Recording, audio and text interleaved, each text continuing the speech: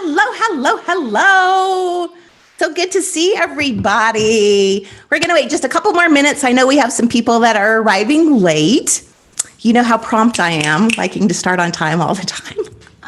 Anyway, while we're waiting, why don't you go ahead? You know, I love the chat. So let's go ahead and then pop in the chat what you have learned from these classes that has benefited you the most or that you're using the most. It could be your money journal. It could be, I don't know, what could it be? It could be drinking word. Now flow is your drinking word. It could be about your spiritual practice. It could be about using your sixth sense. Or it may just even be, I don't know, you get to hang out with me for an hour and your vibe is much higher. So go ahead and pop that in the chat. Have we started the chat yet? That's one thing I don't know. I need to pull that chat up, I guess. There we go. I'm not great at it, but I realize I can ask my guides for help. Who else can I be this vulnerable with? Yes. I see what I focus on, so I'm seeing more abundance and calm. I love the money journal. Isn't the money journal the best? The money journal has changed my life. Seriously, it keeps me in the flow all of the time. And I love your vibe, Renee. Thank you. Thank you. Thank you. It's so good to be here. If you're just joining us, once again, we're just popping in the chat from the previous classes. What has benefited you the most? You've gotten the most value out of, that you've enjoyed the most. This is my first time to finally be here. Thank you for coming, Linda. Power of daydreaming. Oh my gosh. And daydreaming is so fun too, right? Yeah, so fun. Money journal is awesome. Yep, totally. Totally awesome. Okay, well, I'm excited about tonight because everything that we have done up until this point is really for tonight. So once again, Tice is our Zoom room manager, and Tice got the benefits of helping and listening to us by manifesting a new job. So he now works for Brooks Running. Congratulations, Tice. So to keep us on track like the previous classes, please just pop your questions in the chat, or you can DM them to Tice. So we'll take one break for questions, and then you'll also have a chance to ask them yourselves at the end of tonight's class. So just so we can all be on the same page and relax, we're going to start with a few deep breaths. So feel free just to close your eyes, take some deep breaths, in and out, calm and relaxed.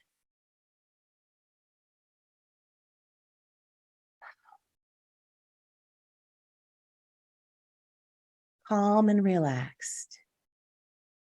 We're just going to release the energy of the day to calm us down, center us. Just some deep breaths in and out. Set your own pace, calm and relaxed.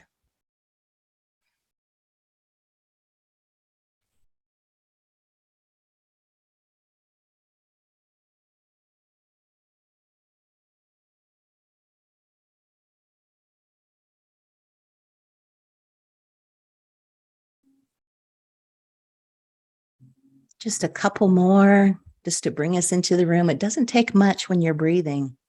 A minute of breathing to calm yourself, center yourself, and relax. That's all we need. So 2 more deep breaths, and then when you're ready, at your pace, there's plenty of time. Let's come back into the room.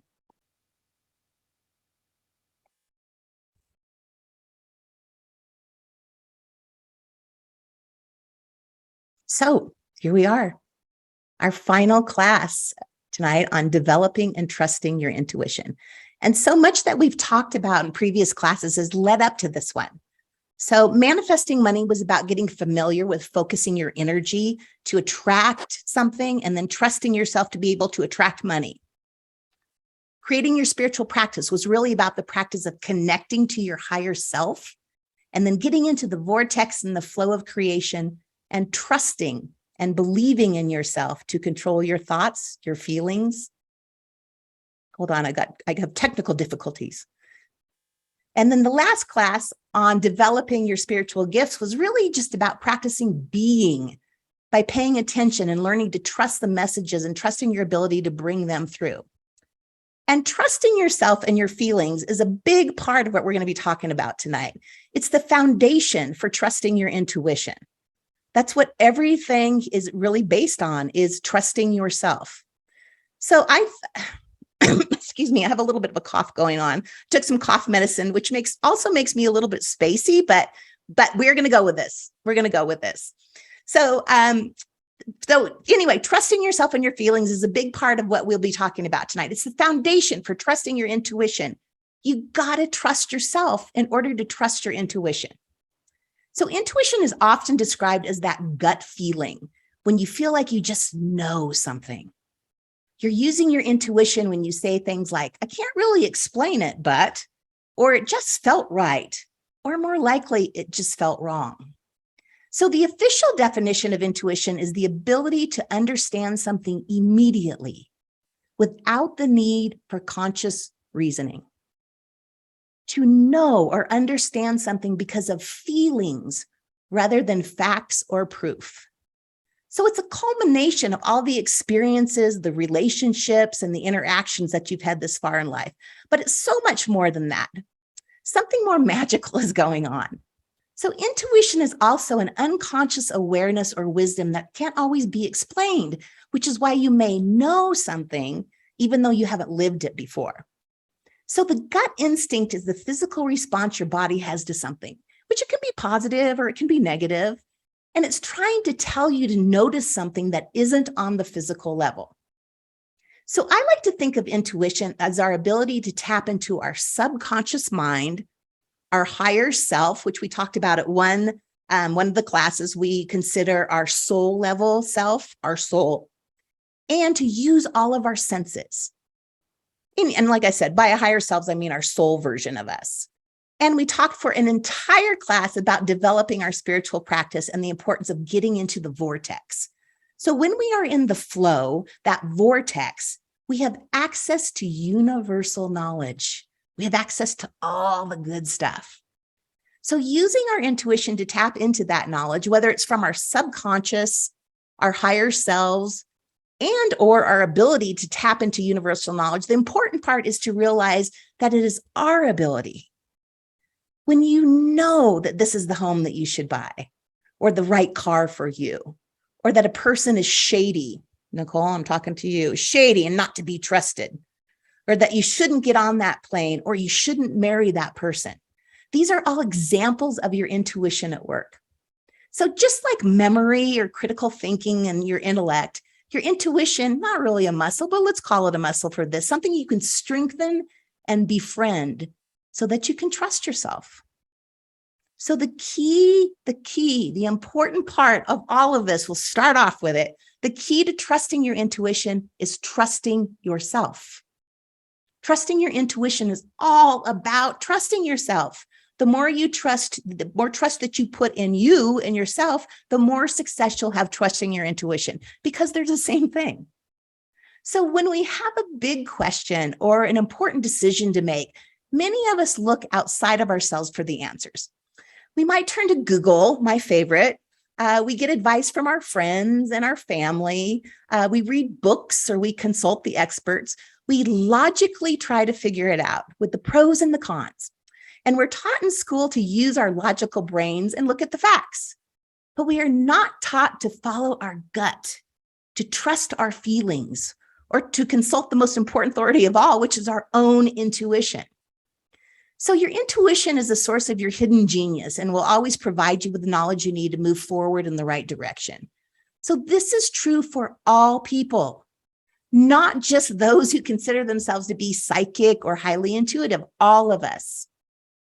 So developing that strong connection with your intuition can take some practice, especially if you spend a lifetime second guessing yourself or not trusting your own decision-making skills, or if you just have too many voices in your head, voices maybe of self-doubt or blame or judgment, all of those could be drowning out your intuition.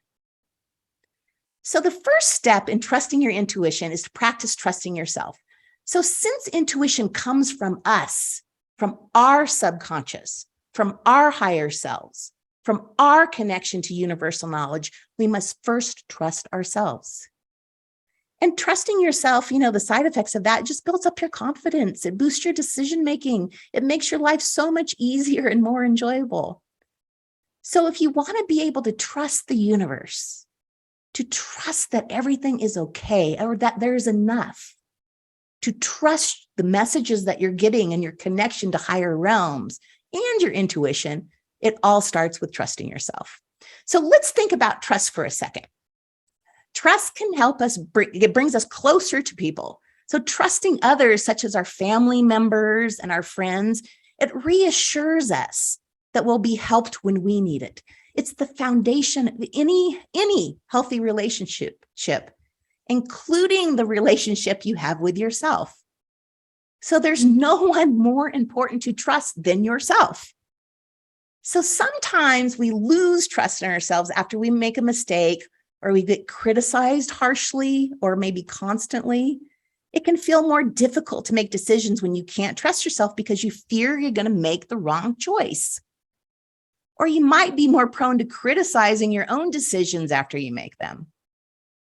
So not being able to trust yourself comes in all shapes and sizes. We have all experienced this, from chronic self-doubt, imposter syndrome, to indecisiveness, low self-esteem.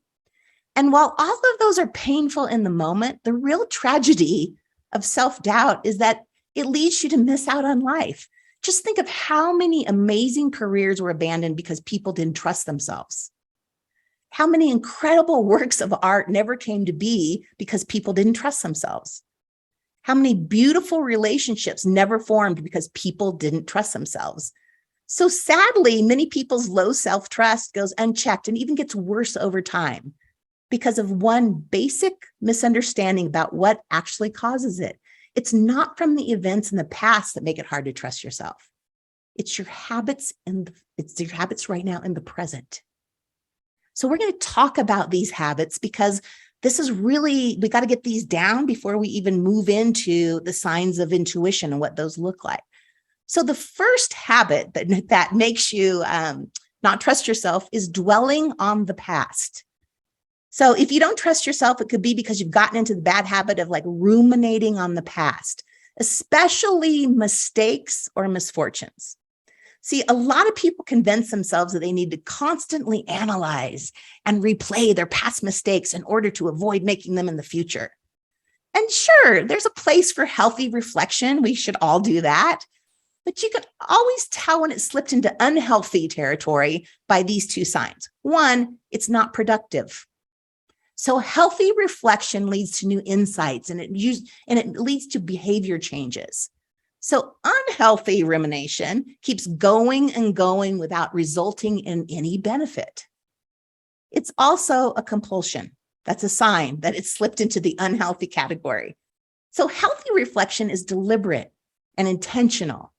You're thinking about the past for a specific reason and for a specific amount of time. So unhealthy rumination, on the other hand, is something you just find yourself doing like a bad habit over and over and over. So unfortunately, besides making you anxious and depressed, constantly ruminating over past mistakes and failures also trains your brain to believe that you are not trustworthy.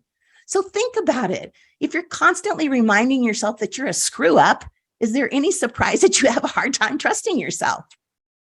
So if you want to trust yourself more, live your life going forward, not in reverse. Take responsibility for your mistakes, of course, but learn from them. And then have the courage and the self-compassion to let them go and get on with your life. So the second habit is worrying about the future. So we have the past, and then now we have the future. It's the opposite, of course. So people convince themselves that their chronic worry is inevitable or even necessary because, somebody's got to think about the negatives in the future, right? Absolutely. But here's the mistake. Worry is fundamentally different from effective planning and problem solving.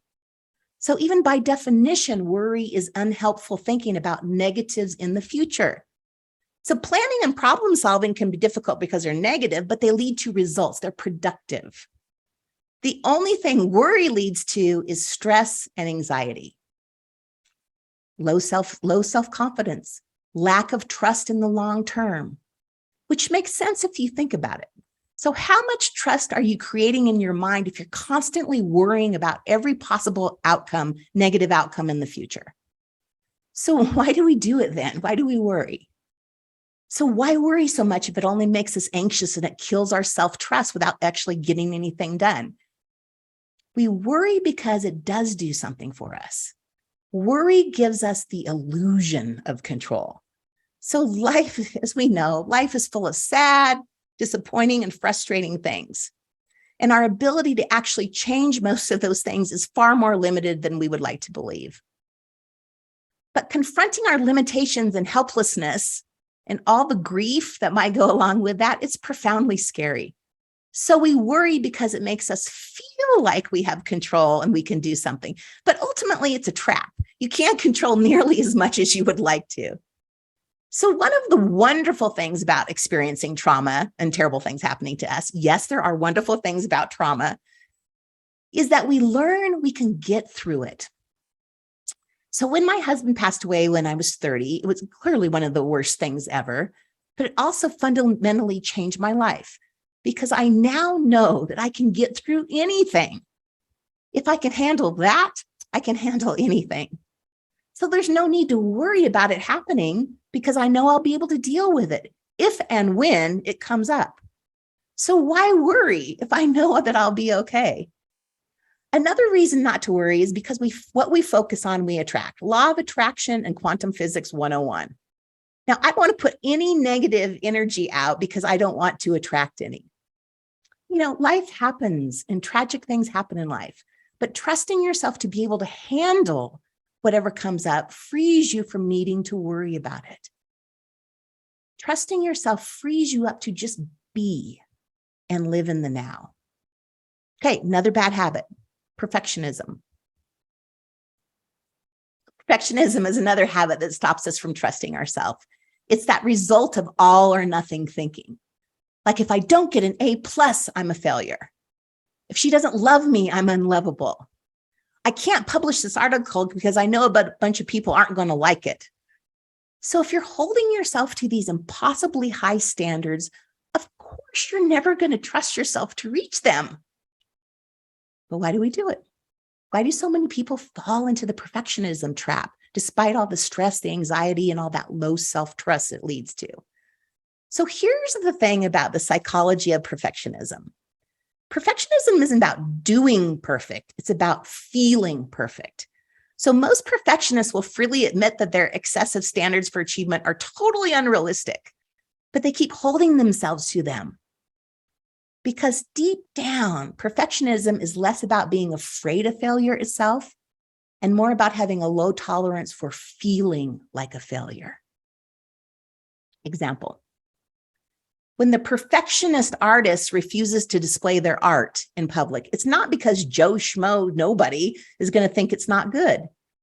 It's because the thought of somebody thinking her work isn't good enough creates this tremendous anxiety. And because she's unwilling to tolerate that anxiety, that imperfect feeling, she just lets another piece of art just sit dormant in the studio. So ultimately, perfectionism makes it hard to trust yourself because it kills your emotional confidence, your belief in your ability to do the right thing despite not feeling the way you want. So one of the best things you can do for yourself is to admit that you're not perfect, that you make mistakes. It's so freeing, that you aren't great at everything, and that's okay. One of the great things that my parents did for me was to send me to every possible camp available. I went to golf camp, tennis camp, chess camp, cooking camp, Girl Scout camp. I had swimming lessons, guitar lessons, dancing lessons. Was I good at all these things? No, especially tennis, horrible at tennis. But it gave me the confidence to try anything for fun. I didn't have to be good at it. It's okay not to be perfect or even good at something. When I started my podcast, and I don't know, I'm 125 episodes into it now, The first 100, I wouldn't even say I was good at it. I'm getting to the good level. Someday, maybe 200 or 300 more, I'll get to the great level. But if you want to start trusting yourself more, practice feeling bad and doing the thing anyway. So emotional tolerance is a superpower. Okay, the next habit that contributes to us not trusting ourselves is procrastination. Procrastination means that you've broken a promise to yourself, and your brain is paying attention. For example, you said you were finally going to finish up that slide deck this afternoon. Because working on the presentation makes you anxious, you avoid it by cleaning your office instead.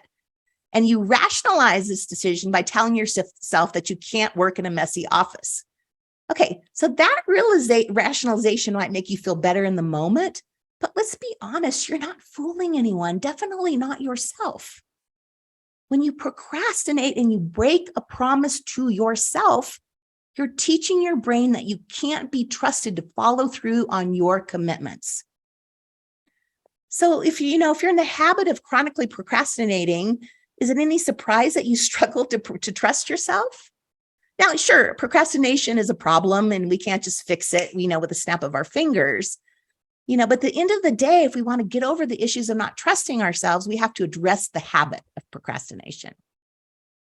And then the final habit that prevents us from trusting ourselves is reassurance seeking. So reassurance seeking is essentially outsourcing the hard work of managing our difficult emotions to someone else. Yeah, and besides leading to resentment and conflict in your relationships, reassurance seeking has the other downside of absolutely killing your self-confidence and your ability to trust yourself, which shouldn't be at all surprising. If every time you feel anxious and worried, you immediately call your partner so they can calm you down, what message is that sending to your own brain? If every time you feel disappointed in yourself, you immediately go to your best friend and they make you feel better by telling you how great you are, what message is that sending to your brain? If every time you feel frustrated at work and you vent and you complain to your coworkers, what message is that sending to your brain? If you habitually shirk the responsibility of managing your own painful emotions, you're telling your brain that you can't handle them yourself. Why would your brain trust you if that's the message that it's getting all the time? So, obviously there's nothing wrong with leaning on other people for emotional support, but if you do it to the exclusion of working through things yourself, it's a setup for low self-trust. And then reassurance goes hand in hand with approval seeking. One of the saddest stories I hear over and over again is how people gave up on their childhood dreams and their passions because they weren't approved of by their parents or other authority figures. So what are you telling your own mind if you spend decades suppressing your dreams and passions in favor of what society or your family thinks is important?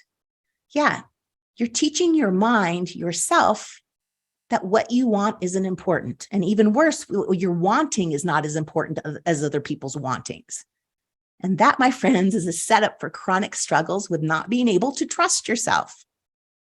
Because if you think about it, you took one of the most important decisions of your entire life, your profession and your career, and said, I can't be trusted to follow my own dreams when it comes to my work. So I'm going to rely on other people to make that decision for me. Of course, this is an example about your work, but let's be real, this happens all the time with everything. We often trust and do what our bosses, our parents, our kids, our partners want instead of trusting what we know to be true and what we want. So why wouldn't you have self-trust issues if this is the case? So one of the best ways to start rebuilding trust in yourself is to have the courage, and this takes courage, to follow your intuition, to follow your wants and needs, even if it goes against the grain of society or what your spouse or whomever thinks. So if you want to trust yourself and ultimately your intuition, the first step is to identify the habits in your life that are interfering with your self-trust and work to eliminate them. We have dwelling on the past, worrying about the future, perfectionism, procrastination. All of us do these a little bit, huh? Reassurance seeking and approval seeking. So let's just take 1 minute to identify one or more of these habits that you may have and that you commit right now while we're doing this, no time like the present, to working on so that you can trust yourself and your intuition. And then just pop that sucker in the chat. Could be dwelling on the past, worrying about the future, perfectionism, procrastination, reassurance seeking. And just pop that in there.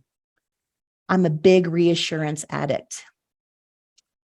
I seek reassurance right after I clean my studio. That's funny, Jim. Perfectionism. Yes. I have to let the past go. Yeah. Big time approval seeker. Yep. Reassurance thinking. Addie, these are on my daily mindset tools now and have been for 4 years. Perfectionism and procrastination, hand in hand. Yeah. Why would you want to do something if you couldn't be perfect? If you couldn't do it perfect, huh? I worry about the future and have perfectionism tendencies. Yeah, we're all human. We all have these. Perfectionism and worry about the future, getting better with this. Procrastination is big, and reassurance. We all have part of these. But in order to trust our intuition, we've got to trust ourselves. So we got to start working on this shit and get through these things. Okay, so we're at the break time right now. So if you have a question, hopefully Tice has been doing his job and monitoring if there's questions in the chat. And once again, if you have questions that you can DM them to Tice too. So approval seeking and dwelling on the past. Yep. Tice, do we have any questions? We do. I worry all the time. How do I stop? Oh, don't we all? The good news is that worrying is a habit and we can break habits. When I have something going on with my mind that I'm worrying about, once I notice that I'm worrying, so I got to pay attention first. I stop myself right then because I don't want to worry 1 second longer than necessary.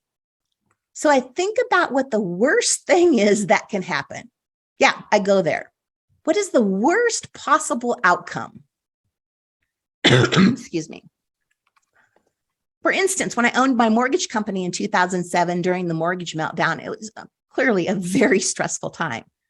So the worst possible outcome is that I would go out of business. And so then you play it through. Okay, so I go out of business. What happens then? People would think I'm a failure. Okay, really, so what? I'm still alive. I'm still okay. I'm not dead. It doesn't matter what others think, especially if they've never experienced owning a mortgage company during a mortgage meltdown. Okay, the next thing, maybe I wouldn't have enough income. I wouldn't have any income. Okay, so I trust myself and my ability to get another job. I am an excellent god dang manager. So I know I can always get a management job at the mall, maybe at Forever 21 or someplace like that. So when you go to the worst case scenario and you think it through, then it's really not as scary as your mind makes it. I also don't limit worry time. I do limit worry time. Although I don't want to spend 1 minute worrying, we're all human and, it happens occasionally. It's okay. So I'll allow myself 15 minutes to worry. I'm going to worry as hard as I goddamn can during those 15 minutes. And then I promise myself, and I don't break promises to myself because I trust myself, that I'm going to stop after that time period. That's great. Thank you. Another one. How can I let go of perfectionism and let go of having to be the best?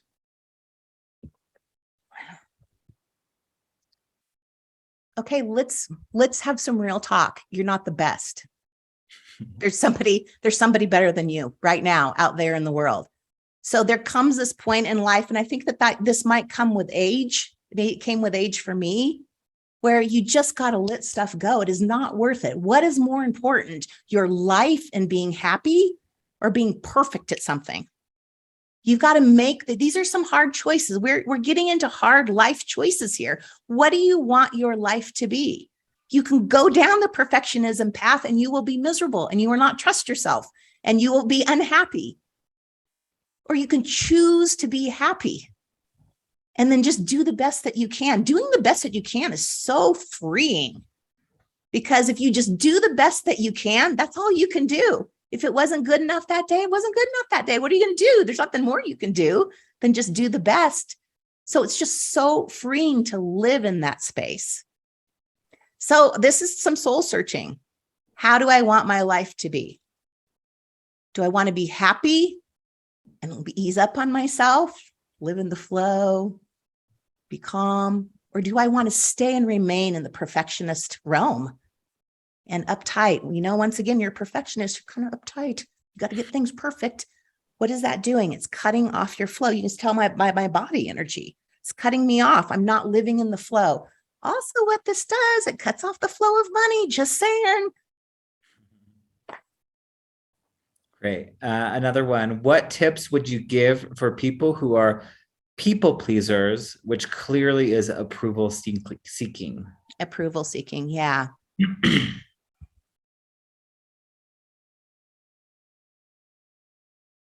I struggle with answering this because I'm not a people pleaser. And so I think if you're a people pleaser, I'm not going to answer this. I'm going to let the guides answer this because I don't have an answer. I'm not perfect. I think if you're a people pleaser, other people's opinions matter more than your opinions. And so really here we are at soul searching again. It's your life. You wake up with you every day. So you want to be happy. You have to please yourself. You can absolutely not please everybody else. I know this. I had the number one company in Oregon for, I don't know, we were almost 10 years on the number one company, 5 years in a row, I believe. It's an excellent boss. And my employees did not think I was perfect and I could not please them. We had every possible different kind of creamer that they wanted and they requested. They had unlimited paid time off. They had unlimited vacation. They still were not happy. So what do you do in a situation like that? You just do the best that you can and you live your life for you. Please you. You are the most important thing in your life, not anybody else. Please you. That's great. Well, that's the questions we have for right now. That's the questions we have. Good questions. You guys are good. Honestly, I wish I had some better answers. But what do? We're not perfect, right? Okay, so we're going to go through a whole bunch of ways that your intuition shows up. And as we go through these, write down the ones that resonate with you. Write down the ones that are ways that your intuition shows up. Because I'm going to ask you at the end to pop the ways intuition shows up for you into the chat. So, quick drink. Okay, let's start with some fantastic news. You all already have a working intuition. I know because I talk to people all day long passing on messages from their spirit guides. And I almost always hear that I already knew this. You just confirmed what I already knew. So you already know whatever it is. So intuition is your first feeling. It's almost always instant. So you want to trust first impressions. What often happens is that we get the intuitive knowing, and then our logical brain kicks in and we try to logic ourselves out of that first feeling. So how could I know in a second that this dude is shady? How could I know when I drive up to a home that this is the one for me? How can I fall in love at first sight? So these things just aren't logical. For instance, you may have had the feeling when you drove up to a house that this is your house, that you love it, that you know in your heart and soul that this is the home that you should be living in. But then you go back to your checklist and you remember that you wanted a home with a pool. And this one doesn't have one. So you just decide that it's not the one. You discount that first thought and those feelings. So we talk ourselves out of our own intuition. Intuition often doesn't make logical sense. And if it doesn't make logical sense, then that's a clue that it's your intuition. So you know you need to quit your job and follow your passion, but that's scary and it doesn't make sense. I mean, it's stupid to leave a high-paying job to make cowboy hats, right? So intuition often doesn't make logical sense. I knew I needed to sell my company and do something else. I had no idea what that something else was, but I knew it wasn't what I was doing. But I trusted myself to know when I know. Did it make logical sense to sell a successful business where I was making great money for something else that I didn't even know what it was yet? No, that makes no logical sense at all. Crazy decision. But I knew it was the right decision for me, and I trusted myself and my intuition to do it. Scary, sure. But what's scarier to me is spending my life doing something that I know isn't right for me and looking back with regret. Regret that I wasn't brave enough to follow my intuition. So your first feeling about something is almost always the correct one. Pay attention to first impressions. Intuitive messages are subtle and they can fade from your conscious mind very quickly unless you take action to remember them and store that info away. In fact, neuroscience research indicates that intuitive insights not captured within 37 seconds will likely never be recalled again. So mentally file that info away or write it down if that works better for you. But remember your first insights, the first impressions. And like we said before, intuition often doesn't make logical sense. I mean, why would I sell a profitable business and move to Montana to do channeling? Doesn't make logical sense. And yet now that I've made the change, it makes complete sense. So I had a client this week that's planning on moving. And when she visited Santa Fe, she loved it. It spoke to her soul. She's like, oh, this is the place I need to live. And then when she went back to the pros and cons list, the things she wanted in a city, it didn't fit the list. So what to do? What do you do? Do you follow and trust your intuition and yourself? Or do you follow the logic? And that's really the question. And this is where most of us get tripped up. We know what we want, but it's too expensive. My parents wouldn't like it. It's a stupid decision. That's ridiculous. Is it okay to give this to myself?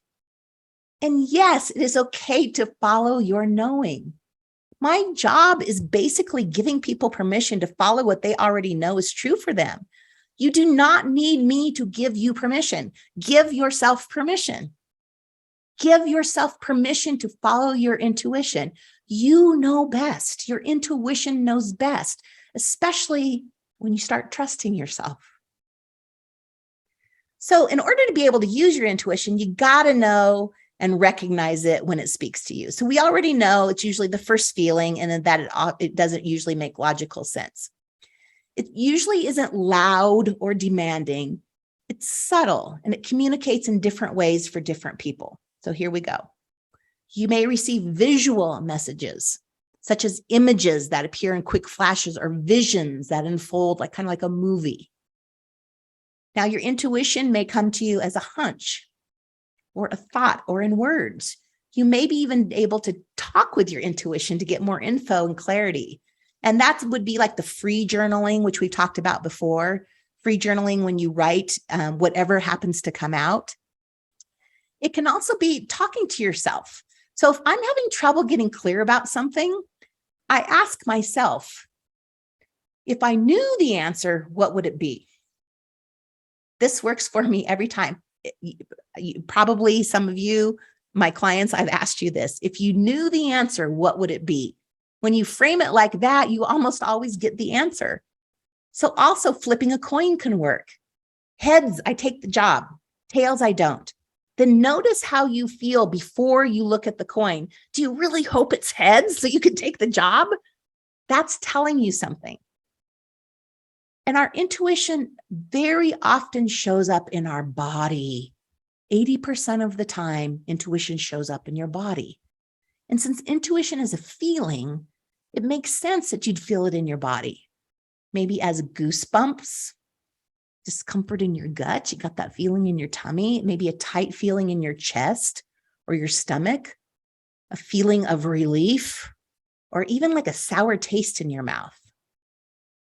You also might feel hyper aware, where your senses get heightened, your sense of smell, sound, sight. You might notice the lights get a little bit brighter or sounds get louder. It's like your brain has gotten keyed into something. This is a sign to pay attention. Something internally is trying to speak to you. You may also receive intuitive messages through your emotions, such as feelings of uneasiness or confusion. So when you listen to your intuition, you'll likely feel happy, really happy. But if you choose to ignore it, this wave of uneasiness may come over you. For instance, you may choose to listen to your ego to make a safe but wrong decision instead of listening to what your heart is trying to tell you. And if you're being mistreated, but people around you are trying to pass it off as no big deal, it becomes a lot harder to trust those gut feelings. Your intuition might be, glaring red flags at you through your stomach aches or chest pains. And you may also feel sick. If you don't listen to your intuition, you may actually cause more stress in your life. Physical signs like anxiety or being sick may slowly creep into your life because your intuition is trying to tell you that you need a change. Physical signs in the early stages may feel like something's not quite right or something feels off. But if you ignore your intuition, the feelings will naturally grow to something more severe, like anxiety. And even depression can be a physical sign that you're not living your life the way you want it to be. And if you ignore these more obvious feelings, ultimately our body can manifest illness as an extreme way of letting us know we need to make some kind of change in our life. Okay. It also may show up as a feeling that won't go away. There's likely a reason why that particular thought keeps on popping into your head, or you keep seeing signs everywhere. Your intuition is likely trying to speak to you. I know always for me, when I think about buying a new car, like, I think I'll get that red Audi. You see red Audis everywhere. So be more receptive to these subtle nuances so that you can allow your life to flow easier. So one of the best ways to determine if it's your intuition telling you something is you will have the sense that it won't go away. That sensation of knowing you should or shouldn't do something just keeps dogging you, man. You also may feel inspired and lit up. This is your intuition talking. When your intuition is speaking to you and you're following it, you may feel more inspired and excited. And this could happen after you watch a really great motivating YouTube video or listen to a podcast or, either other people sharing their words of wisdom. Your intuition might start with a feeling of happiness or excitement, if it's something good.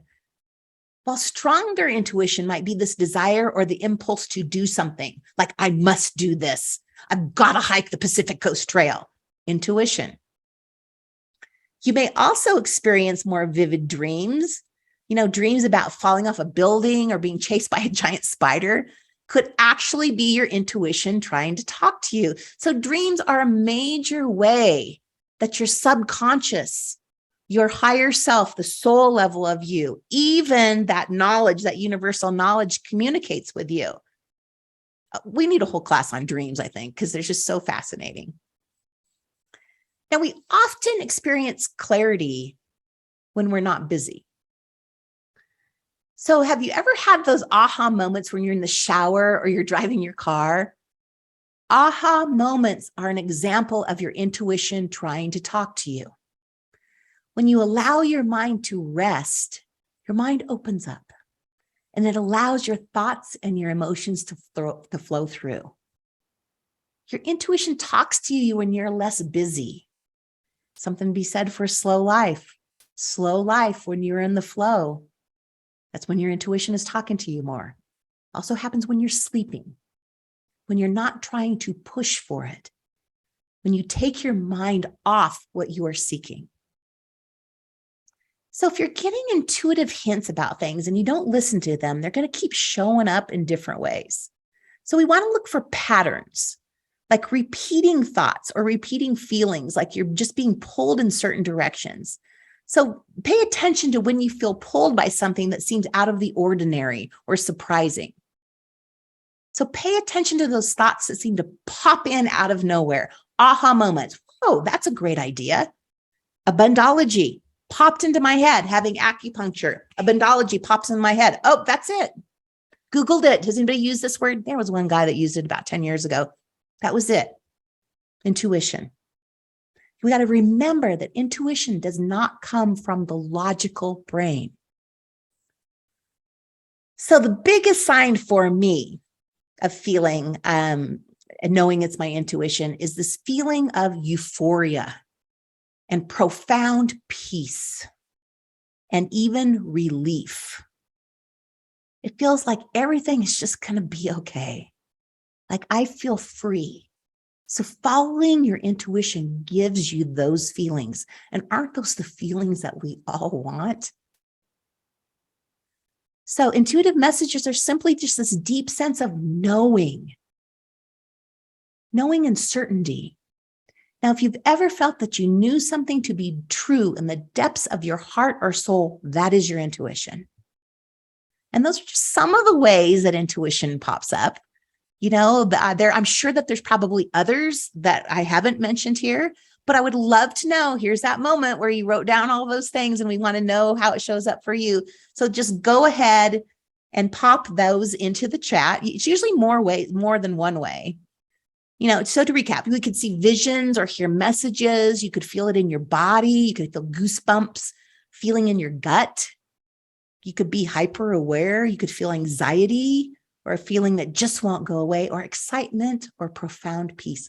Aha moments. I don't know. Aha moments are kind of a big one.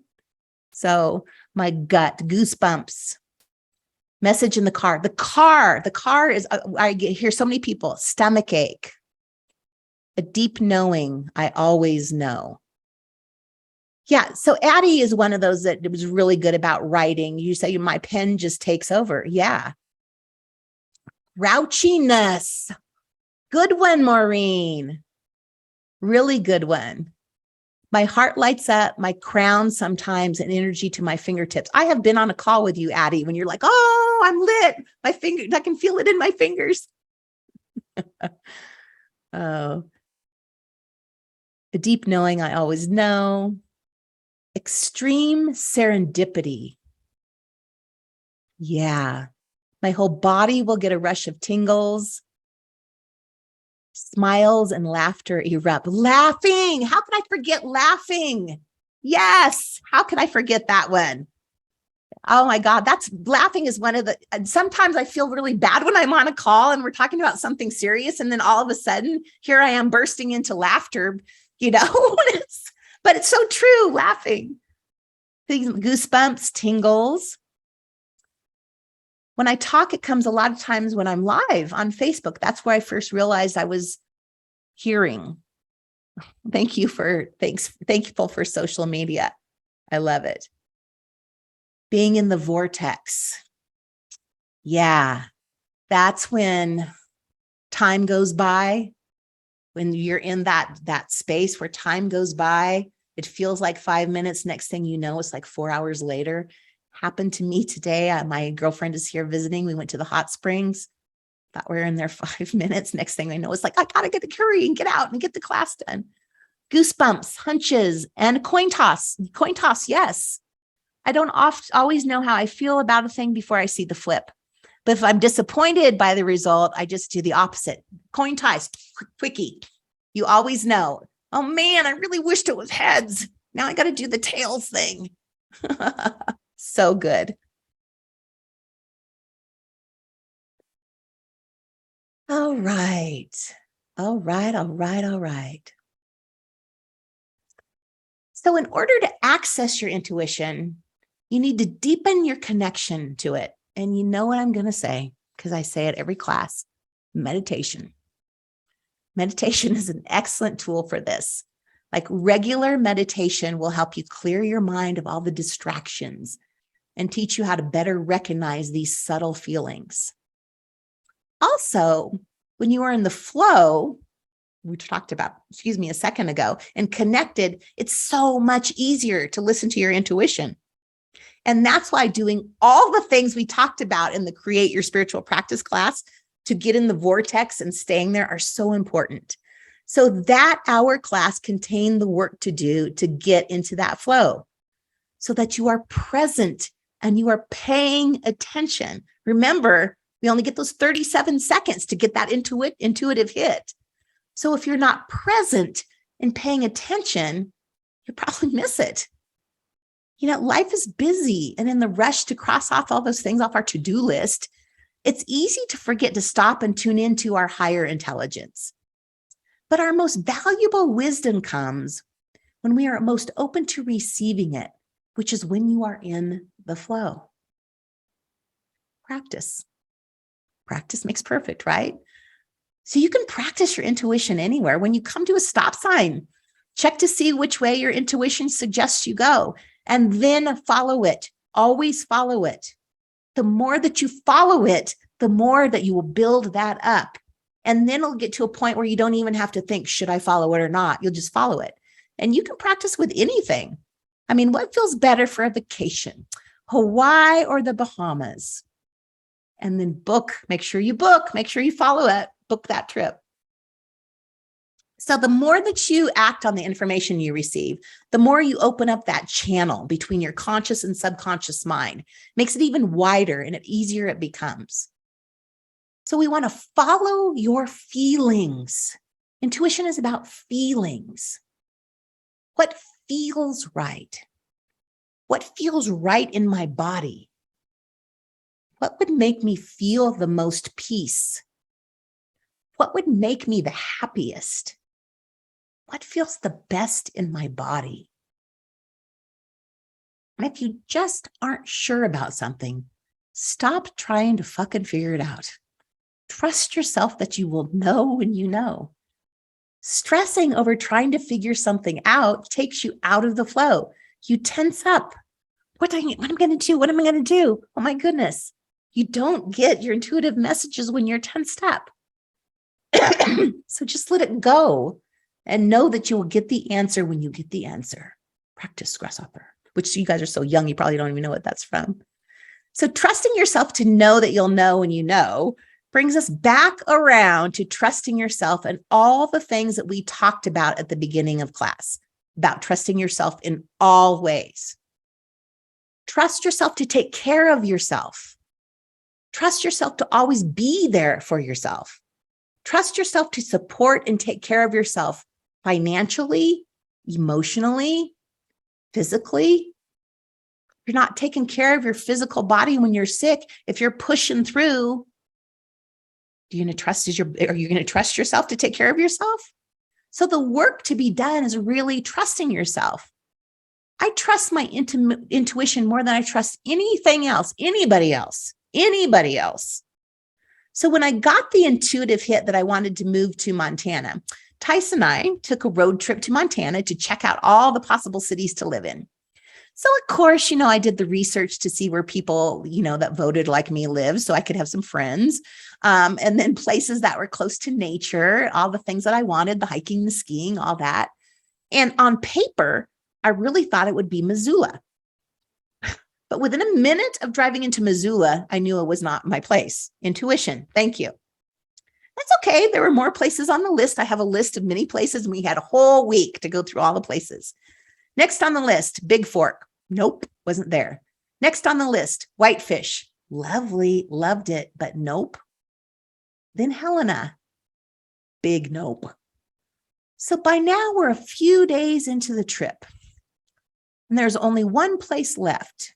So that night in Helena, I started freaking out a little bit. I had a major crisis. I don't even know if Tice knows this, but I cried in bed. I think you were asleep already, Tice. Starting to doubt my intuition. This was like a death to me. Like, holy shit, what if my intuition has been off?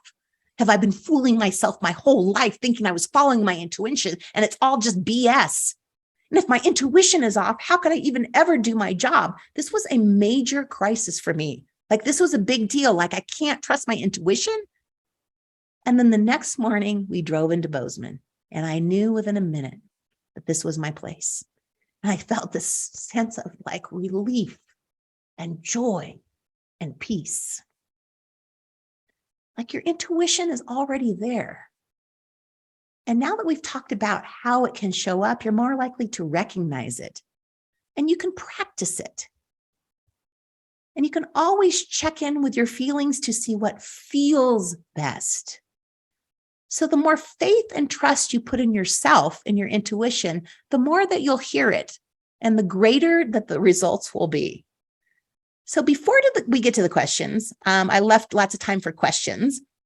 I do want to thank you for joining me for these classes. I got the intuitive hit to do these classes, and within, 2 hours, I put it all together. I followed that hit. Am I an expert at online classes? Clearly no, but it's okay. I'm not perfect. I don't have to be perfect. The important thing for me out of all of this is that I got the intuitive hit and I fucking followed it.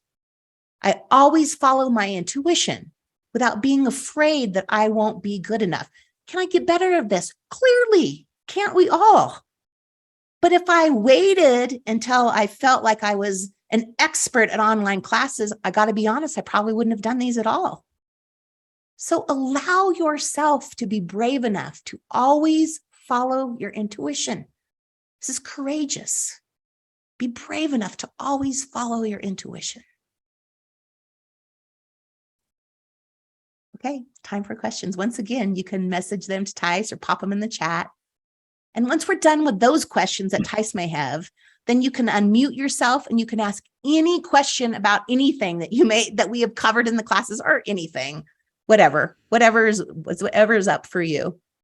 So Tice, any questions? We have quite a few questions, but I have an intuition story I would like to tell before we do the questions. Okay, great. It was, I don't know when this was, maybe 10-ish years ago. I was with my cousin, Georgia, and she had a school project that she had to do, and we needed to buy candy for the school project. And there was a mall, maybe 5 minutes up the road of where she lives. And my intuition said, do not go to this mall. So we drove 45 minutes to the other mall, bought her candy, and then came home, turned on the news, and there was a shooting at the mall that was 5 minutes from where we were going to go.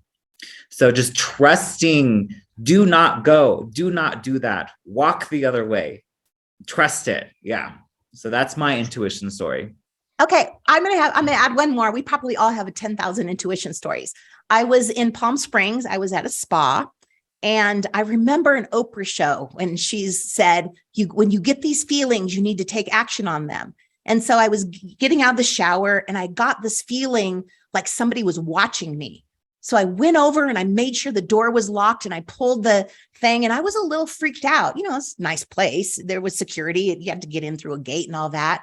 But really freaked out. I had this feeling. Turn on the news, a mile down the road, somebody had just been shot, and the police were following that person behind the hotel where I was. Crazy. Trust your intuition. Trust your intuition. Okay, so first question, how do I know if I'm using my intuition or my logical brain? Easy. When it's your intuition, you feel it.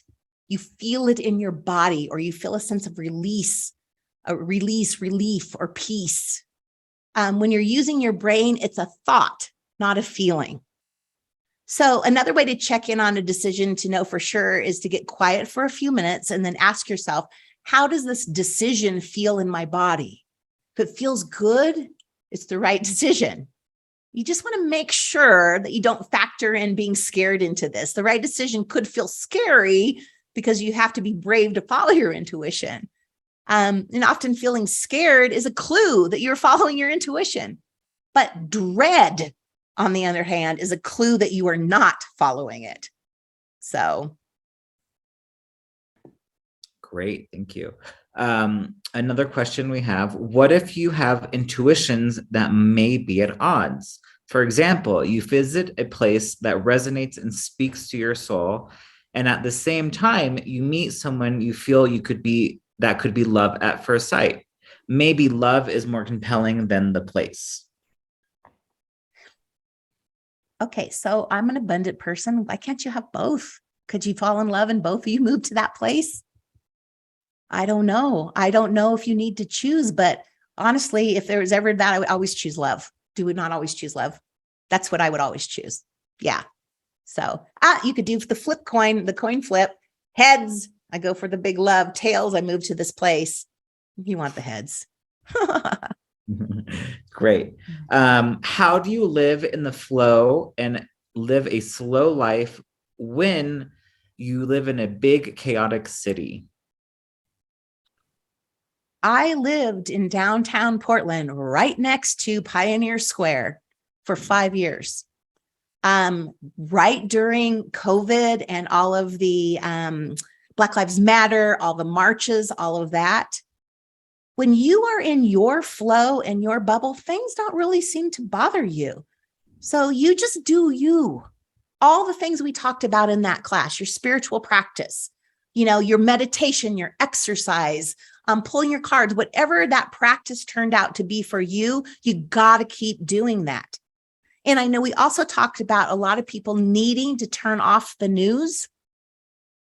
That might be too much energy. Once again, you just do you. Also, maybe you move. I moved. It got to a point, I love Portland. But some of the things downtown I did not want to see is when I went out for my walks. You know what I'm talking about if you live in Portland. So I made a change in my life. So there's decisions here. This just isn't easy sometimes. Moving to Montana with my stuff in a moving van for a month, not an easy choice. Not knowing anybody for a while, not an easy choice, but the right choice. Love that. Thank you. Okay, next question. Excuse me. Do drugs like caffeine, alcohol, mushrooms, whatever, clear up intuition or hinder it? Both. I'm going to go both here. Because when I have been high sometimes is when I have been the most connected ever. I was talking to a girlfriend that I don't drink, but she drinks. And that's when she says that she has gotten most of her connected messages. I'm going to caution you, though, excess of anything is not going to get you to that place. So if you're using it, an ayahuasca ceremony, mushrooms for information responsibly, not to go out on Saturday night and party and all that business, that can really enhance your connection. That can really work.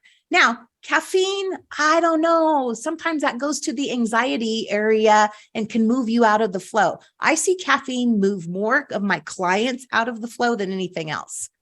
So once again, though, if you were using it responsibly, I had 2 cups of coffee this morning because I am not feeling that great and I needed to get going. And I could use that to get me going. So I'm okay with that responsibly. Responsibly. I know. Tice is like, sure, good answer, Mom. Well, those were the private messages that we had. So I'll go ahead and open it up to anyone who wants to unmute themselves and ask away. If there's anyone. While you're unmuting, I want to read that intuition is easy. Intuition is Mary. You were right on words of wisdom right there, girl. Words of wisdom. It feels easy, Yeah, it might take some work, but it feels like this is the easy thing. There's no other choice sometimes. What's the other choice? So. Hi, Linda. I have a question, Renee. Yeah, will you address the, basically intuition versus logic and I get a hit, I want to do something, and maybe my intuition came easily, but the idea of doing the whatever is sort of terrifying. Yeah. So, and you may have talked about this in some of your other classes. So, no, we didn't. Really, tonight was the one, is that at the very end, I just brought it up, is like sometimes that intuition, that hit is a scary thing. And this is where that courage comes in. So that could be the courage of like having to stand up to people, not being perfect, doing something, or super duper scary. I don't know if I want to go in front of 1,000 people and give this talk. That's super duper scary. But you got to follow the intuition that you don't, I do not think that there's a choice. Right. You either follow your intuition and you live that kind of life, or you go to the mall where they have a shooting and buy the candy, Right. So it's not just, I'll choose this intuitive hit and I won't choose that one. That doesn't work. It's either all or nothing. Well, stepping out of your comfort zone, maybe Yes. what comes after the intuition hit you get, and knowing that, there's some Zen saying, it's have it on my board, leap and the net will appear. Yeah. So it's continuing to trust that intuition of whatever is going to come next. You're right on. And that's where imposter syndrome comes in too. If you are growing, you're always going to feel like an imposter because you have not reached that next step yet. Did you see me write about that this week? No, I did not. I literally wrote about it on LinkedIn and I was afraid to post it. And then I decided I'm going to post because of course it makes you feel imperfect and somebody else is going to go, oh yeah. So that's so funny. I'm now going to follow Linda on LinkedIn real quick. Yeah, right. Okay, we have another message in the private chats. Tips to move forward from the past and letting go of attachments to someone who no longer is in your life. Yeah. I'm going to bring up cutting energetic cords. This is a real thing. We are connected energetically with people, places, events that happen in our lives. And there is, you could Google cord cutting ceremonies to do that, to cut energetic cords. That is a real thing and it really works. You can probably often feel it immediately that you're doing that. But a lot of this is going to come down to your choice of how you want your life to be. You cannot live in the past. You can't, that just holds you back. So you must let it go. When I got divorced, then the phone would ring and it would be my ex-husband. I would be like, holy fuck, what now? We've all been there at some point with somebody in our life, I changed his name. Instead of his name, I put teacher. So each time the phone rang, it was like, what is this teaching me? I'm going to allow this to teach me patience today. I'm going to allow this to teach me compassion today. I'm going to allow this to allow myself to just be able to move on from the situation. It's teaching me that I want to move on. So this is one of those things, and make the commitment, just like everything else. I don't think I can do it. I hope I can do it. Oh, shit. I am doing this. I am leaving the past behind. Two different energies. I hope I can. I am.